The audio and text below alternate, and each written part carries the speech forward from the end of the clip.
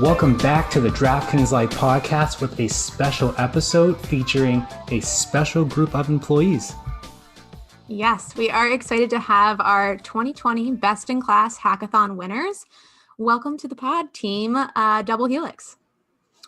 And so we will start off by having you each introduce yourself by stating your name, your job title, and what you do at DraftKings.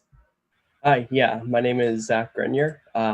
I'm a delivery manager, formerly known as a product owner at DraftKings, and my role is essentially to work hand in hand with the product team with road mapping type things, and then working with the engineering to kind of support their day-to-day and make sure they have everything they need to succeed and get everything done.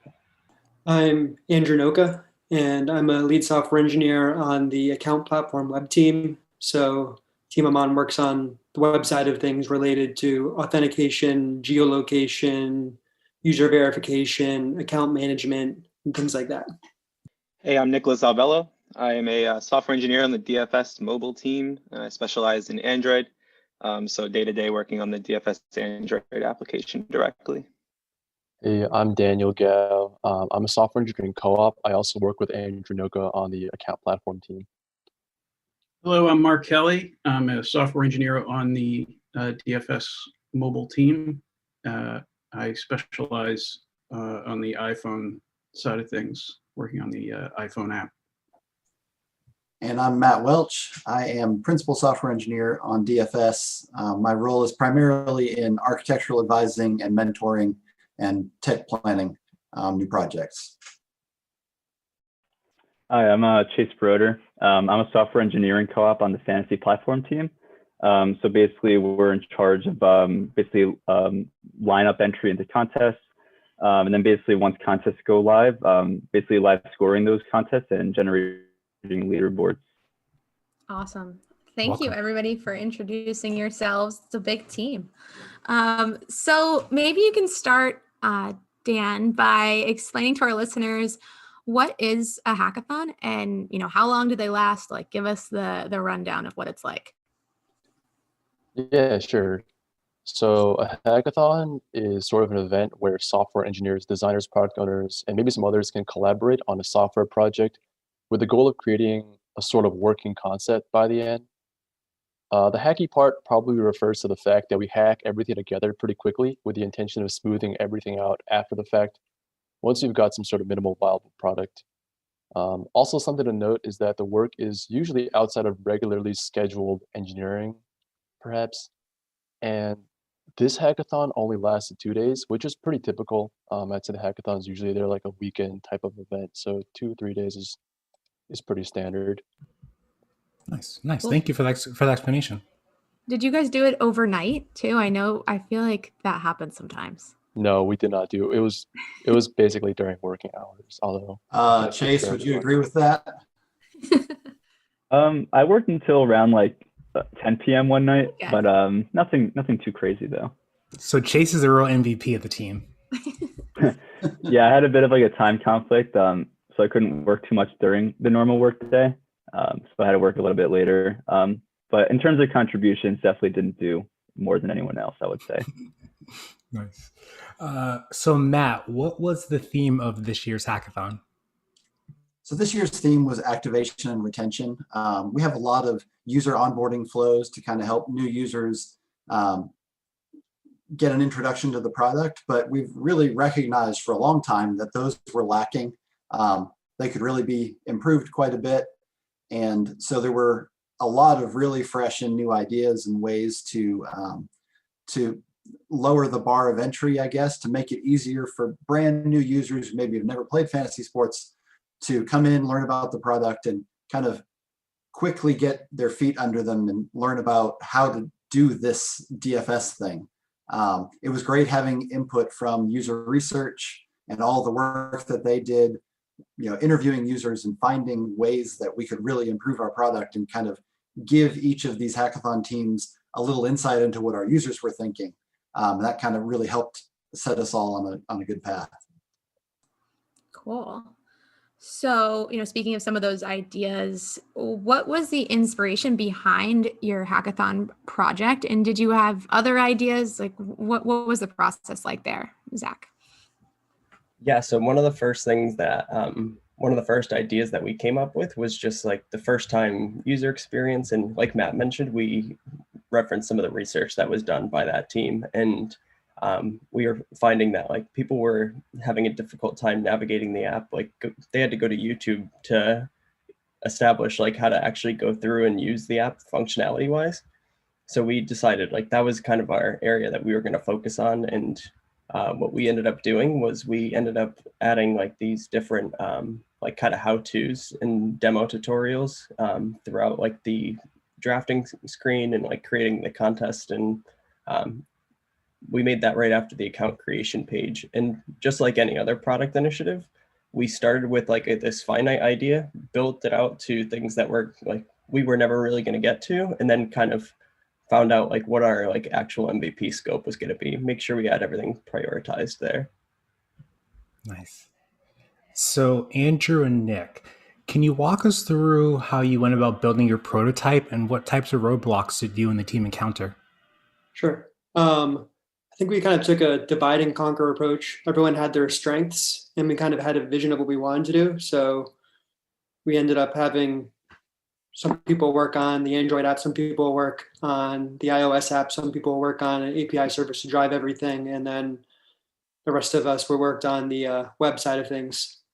And I think that went pretty well. I would say the biggest roadblock we ended up having was kind of that last mile trying to put everything together. I think everyone did their part well, and the trickiest part was putting everything together in a development environment, having it all interact properly with each other. Yeah, same thing here.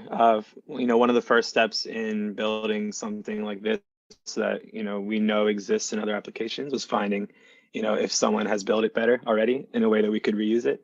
And so on iOS and Android, we found pretty quickly some third-party libraries that let us kind of, gave us the framework to build a spotlighted tutorial. I think both libraries were actually called Spotlight on both platforms. And so we, after that, we kind of just identified on both the iOS and Android app, okay, what core parts of the screen would be best to include in the tutorial, figuring out what copy to write there. Zach gave a lot of help there from a product angle. And just figuring out how to make that a smooth flow from signing up to getting your first lineup created, and how we can really drive that information. I think at least a roadblock that I encountered was figuring out how to move it across multiple screens in the app, which took some relevant hackery to get that to work. But I think it came out well, and I think iOS followed a similar process. Cool. Sounds like all the hard work paid off there. If you were given another week to work on the project, how would you improve it? What would you guys do? Yeah, so we didn't get to all, like I talked about earlier, like we kind of had to refine our scope of like what we were actually going to be delivering. But one of the things is obvious is just like adding these tutorials to different pages and so forth. Like we did it on the lineup creation page, but we can certainly add it to different things like rewards and missions, and actually going to the lobby and seeing like how do we navigate to upcoming contests and rewards, and any other, like calling out any other tiles on there. And one of the things we thought of too was having a feature tile that's essentially just a click on this to see tutorials and see the available options. And we started to do some of our backend implementation, like Andrew mentioned, but we can essentially leverage that and create a tool for it so that like marketing and product can leverage it too. Nice. Really Yeah, cool. I think to kind of speak to the back end too, like there were a couple questions of like, how can we improve performance? Where should this code live? A bunch of things we kind of didn't really have time to think of, but we'd definitely be able to look more into if we had more time. Nice. So 2020 has just been just a bonkers year, which is the understatement of the year. But how does this year's hackathon compare to previous years? And what was it like doing everything remotely?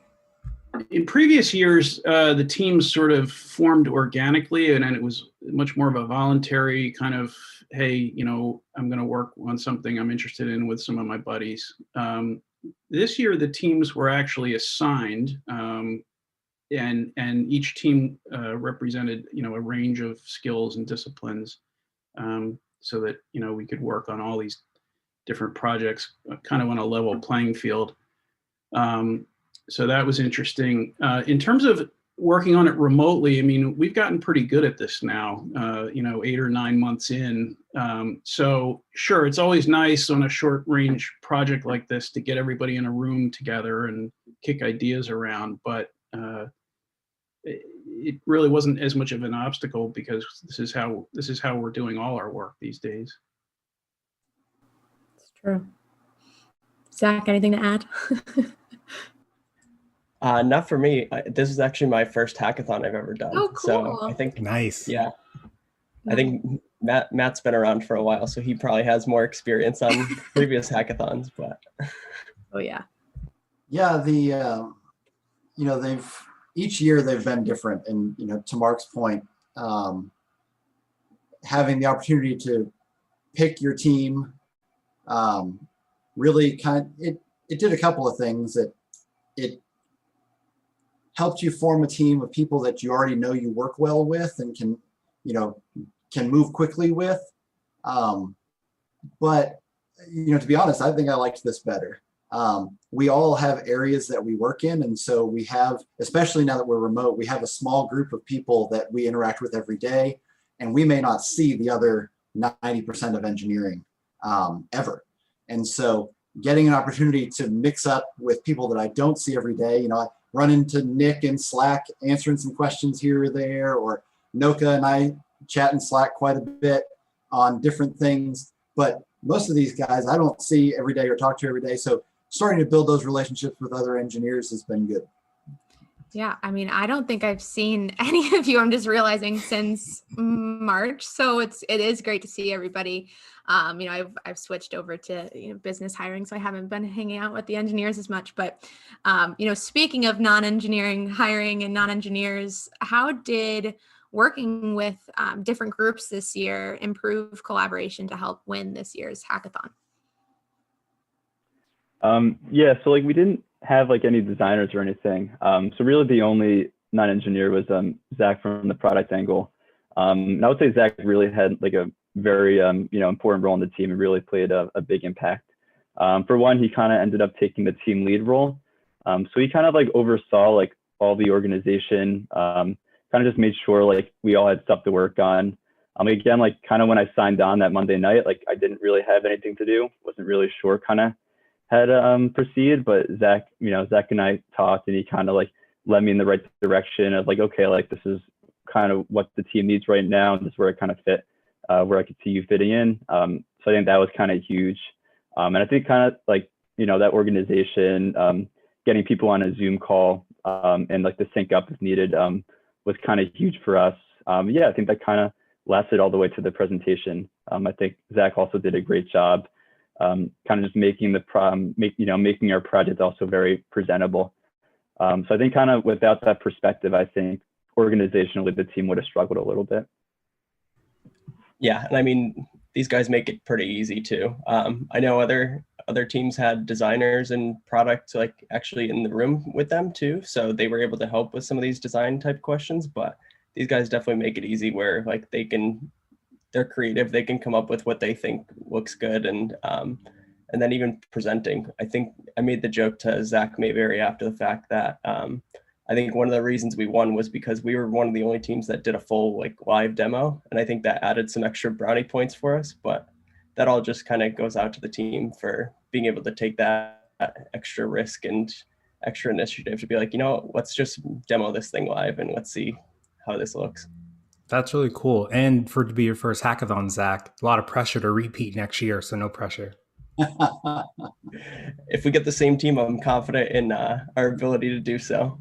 As long as Meg and I can join, let's do it.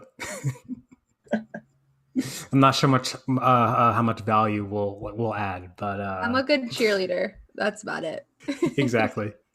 Okay, is this our final question, Jonesy? Final question is, what was, for everyone, or at least Mark and Zach, what was your favorite part of this year's hackathon?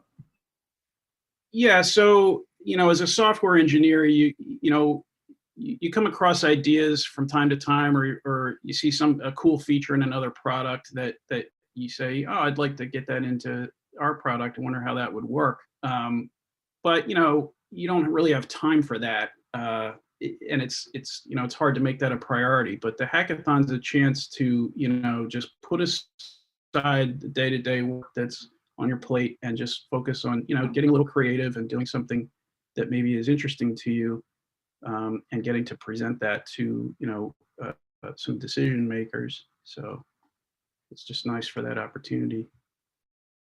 Nice. Yeah, I think one of my favorite things was something that Matt touched on earlier, which is like, I'm actually in a unique situation too, where I was coming over from the casino product to DFS. So I've only been on DFS for 3 or 4 weeks heading into this. So I was already coming into a new team that I was onboarding with, let alone like, I don't work with any of these guys like on a day-to-day basis. So it was nice to get like a whole new group of people together. And then as we were like planning out the work and everything, I think one of the biggest assets was the fact that we were going to be a full stack team where we had backend, web, iOS, Android, like everybody had a specialty, and that enabled us to do the kind of divide and conquer and make sure everybody has something that they can do to kind of help support the other person too. So all that kind of fell in really nicely with the hackathon this year. That's awesome. That's really cool. Team Double Helix, thanks again for joining us on the pod, and congrats on your big victory.